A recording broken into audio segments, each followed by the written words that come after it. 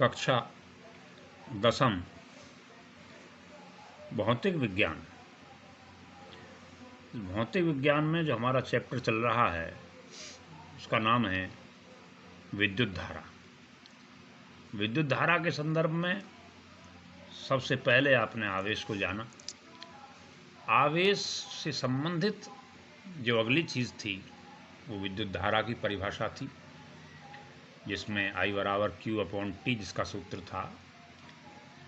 उसके बाद आपने विभव को समझा और विभवांतर को समझा।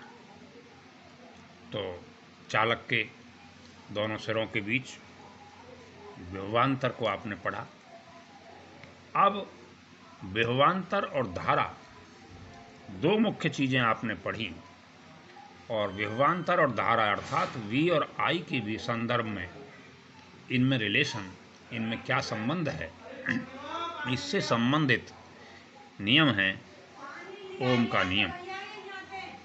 ओम का नियम, ओम का नियम बहुत ही महत्वपूर्ण टॉपिक है आपका, अक्सर परीक्षा में पूछा जाता है, इसलिए बड़े ध्यान से इसे सुनें, याद करें। क्या है ओम का नियम? क्या है? यदि किसी चालक की भौतिक अवस्थाएं और चालक दो शब्द इसमें आए। चालक आप मान कर चलिए कोई जैसे तार होता है जिसमें विद्युत धारा आसानी से प्रवाहित हो जाती है, तो उसे हम चालक कहेंगे। भौतिक अवस्थाएं एक प्रकार से ये मान कर चलिए कि बाह्य अवस्थाएं, जैसे परिवर्तन होते हैं, भौतिक परिवर्तन, रासायनिक परिवर्तन, इस प्रकार के।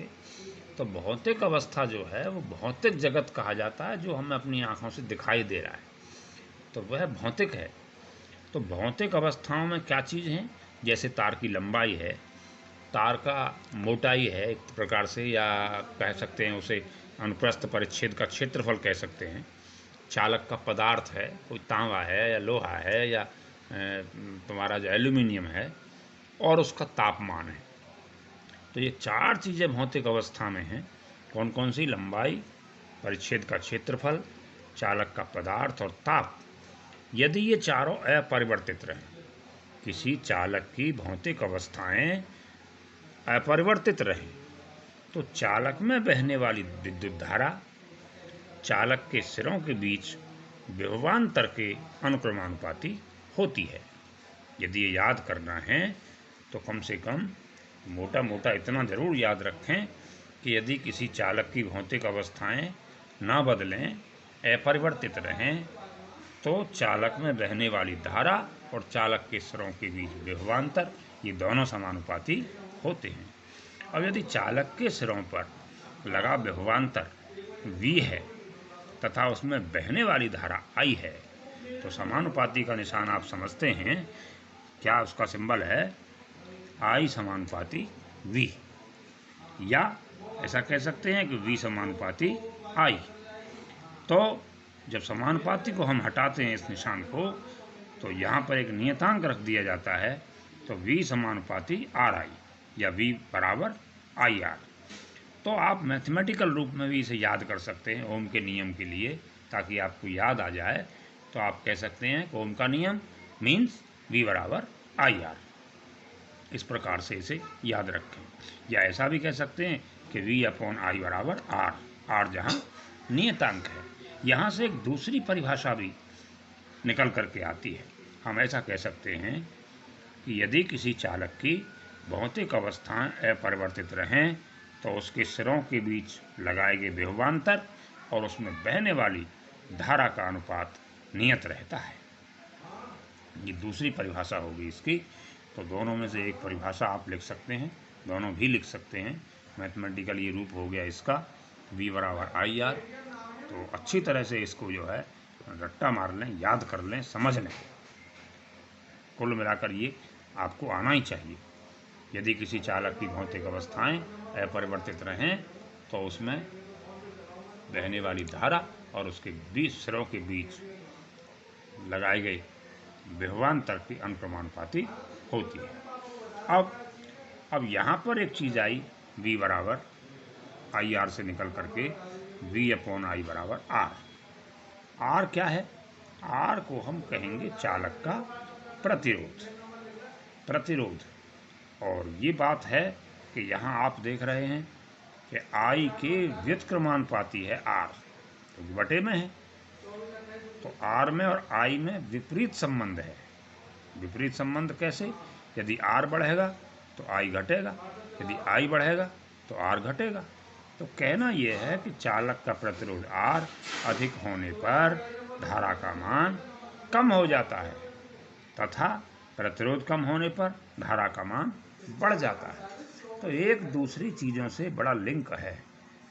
मैं आपसे पहले ही कह रहा था कि सबसे पहले आपने विद्युत पढ़ने से पहले, विद्युत धारा की परिभाषा से पहले आवेश को जाना, क्योंकि आवेश का जो संबंध था वो धारा की परिभाषा में आया था।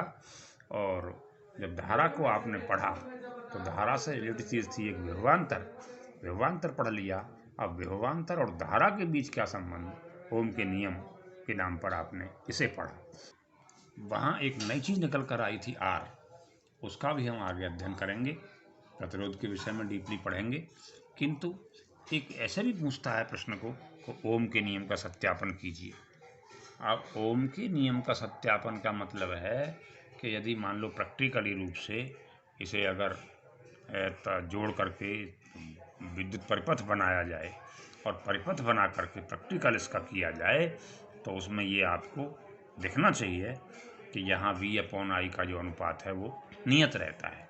तो इसके लिए क्या करना, इसका प्रायोगिक सत्यापन है। नहीं, सत्यापन का मतलब इस बात को सत्य सिद्ध करना प्रैक्टिकली रूप से। तो प्रायोगिक सत्यापन जब हम करेंगे तो ये व्यवस्था आपको देख रहे हैं, एक परिपथ है।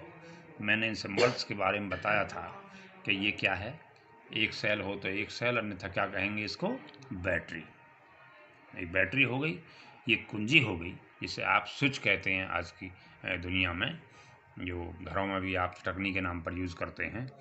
ये एमीटर हो गया, एमीटर को हमेशा, और ये प्रतिरोध हो गया। अब यहाँ प्रतिरोध है, प्रतिरोध के समांतर क्रम में हमेशा लगाया जाता है एमीटर, तो एमीटर को जोड़ दिया और इसके दोनों सिरों के बीच हमने अलग से एक वोल्ट मीटर जोड़ दिया जो विभवांतर को नापेगा इस दोनों सिरों के बीच में, और इधर ये एमीटर विद्युत धारा की मात्रा को नापेगा।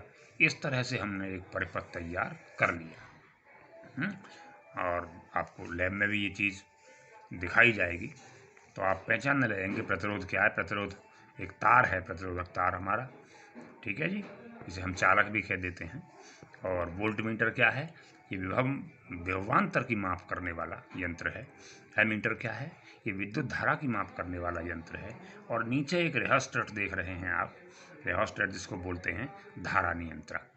ये ऐसा धारा नियंत्रक यंत्र है कि इससे धारा का मान घटाया बढ़ाया जा सकता है। ये जो एरो इस पर लगा हुआ है, इसका मतलब ये है कि इसको हम आगे पीछे सरका करके धारा का मान घटाते बढ़ाते हैं।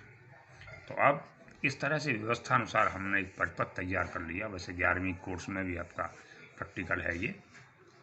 कुंजी के जैसे ही हम लगाते हैं कुंजी के को, कुंजी का मतलब है इसे हम सर्किट जुड़ जाता है यहाँ से, तो इसमें परिपथ में विद्युत धारा बहने लगती है। तो आई का मान हम कहाँ पढ़ेंगे विद्युत धारा का, एमीटर में पढ़ेंगे। और जो विभवांतर है सिरों के बीच उसे कहाँ पढ़ा जाएगा, यहाँ वोल्ट मीटर में पढ़ा जाएगा। तो ये जो सुई जैसे मोटरसाइकिल वगैरह में चलती हैं, इस तरह से ये जो संकेतक होते हैं ऐसे ही इसमें सुई चलती हैं। तो वो सुइयाँ जो हैं इस तरह से घूमती हैं, तो उसके रीडिंग पढ़ लेते हैं उसकी हम। और रीडिंग पढ़ करके और एक सारणी बनाएंगे इस प्रकार की जो आप बनाए देख रहे हैं यहाँ पर। क्रम संख्या डाल दिया हमने, 1 2 3 4 जितनी रीडिंग्स हमको लेनी है। इधर धारा लिख दिया हमने आई, इधर विभवांतर लिख दिया एक कॉलम में वी। अब मान लीजिए हमने धारा देखी इसमें एमीटर में, तो उसका मान आया था 0.1 एम्पियर। और इधर वोल्ट मीटर में हमने विभवांतर को देखा तो ये 0.4 आ गया। अब यहाँ पर एक कॉलम बना दिया हमने वी अपॉन आई का। जब वी अपॉन आई का हमने मान निकाला तो ये आ गया 4। अब क्या किया, अब धारा का मान हमने थोड़ा सा और बढ़ा दिया रियोस्टेट धारा नियंत्रक के उपयोग से। जब धारा का मान बढ़ा देंगे तो इस बार धारा का मान 0.2 हो गया। और वोल्ट मीटर जो अपनी रीडिंग देगा तो इसमें देखा हमने तो ये 0.8 हो गया। अब 0.8 बाई 0.2 तो ये फिर 4 आ गया। तीसरी बार फिर हमने प्रयोग करके देखा, धारा का मान 0.3 एम्पियर हो गया, तो इधर विभवांतर का मान 1.2 आया। इस प्रकार 4 बार हमने प्रयोग को किया और 4 रीडिंग्स को लेकर के हमने V/I का मान निकाला। तो इससे हमें क्या सिद्ध होता है, इससे ये शो होता है कि V/I का मान नियत रहता है। तो यही हम ओम के नियम की परिभाषा में ही बात कर रहे थे, यही कह रहे थे कि यदि चालक की भौतिक अवस्थाएं अपरिवर्तित रहें तो उसमें बहने वाली धारा यानी और विभव के संबंध में उसके सिरों के बीच विभवांतर और बहने वाली धारा का अनुपात नियत है। तो पहले हम ऊपर ये V है, नीचे I है, तो सिरों के बीच विभवांतर और नीचे धारा, सिरों के विभवांतर और धारा का अनुपात नियत रहता है। यदि x अक्ष पर, ये आपका कार्तीय तल आप पढ़े हैं अपने 9th में भी, ये x अक्ष है और ये y अक्ष है, और हम इसका ग्राफ खींचें तो इधर जो है हमने 0.1, 0.2, 0.3, 0.4 इस तरह के जो कॉलम बने होते हैं ग्राफ पेपर पर, वहाँ हमने इसे यहाँ शो कर दिया x अक्ष पर। तो याद रखें x अक्ष पर क्या लेना है, विद्युत धारा, और y अक्ष पर क्या लेना है, विभवांतर। तो इस तरह से हमने धारा और विभवांतर के बीच से 0.1 पर 0.1 जब हम चले इधर को x अक्ष की ओर, तो ऊपर को चलेंगे हम कितने, यहाँ आ गए, और इसको हमने इधर क्या था 0.4 था, तो 0.1 पर ये 0.4 था, तो ये हमने निशान लगाया था। ठीक है, अगला 0.2 पर हमारा विभवांतर कितना था, 0.8 था, ये निशान लगाया था। तो इस तरह से जो है ये, और तीसरी वाली रीडिंग ये आ गई, चौथी वाली का निशान ये आ गया, और इन बिंदुओं को जब मिलाया तो ये एक सरल रेखा प्राप्त होती है। इस प्रकार से V और I के बीच खींचा गया ग्राफ एक सरल रेखा के रूप में प्राप्त होता है। ये इसका ग्राफ हो गया। तो ओम का नियम का पूरा अध्ययन करें, पहले इसकी परिभाषा गणितीय रूप में V समानुपाती I, या ये कहेंगे V बराबर IR, और उसके बाद उसका सत्यापन प्रायोगिक रूप में, और सत्यापन के लिए परिपथ को जोड़ना, कौन सी चीज़ कहाँ जुड़ेगी, किस क्रम में जुड़ेगी, ये ध्यान में रखना, और उसके बाद ये सारणी बना करके उसका प्रैक्टिकल की रीडिंग्स, और रीडिंग्स के बाद इसका ग्राफ, ये इसका क्रम है। ये पूरा ओम का नियम है। बहुत अच्छी तरह से इसको तैयार करें, ये एग्ज़ाम में अक्सर पूछा जाता है।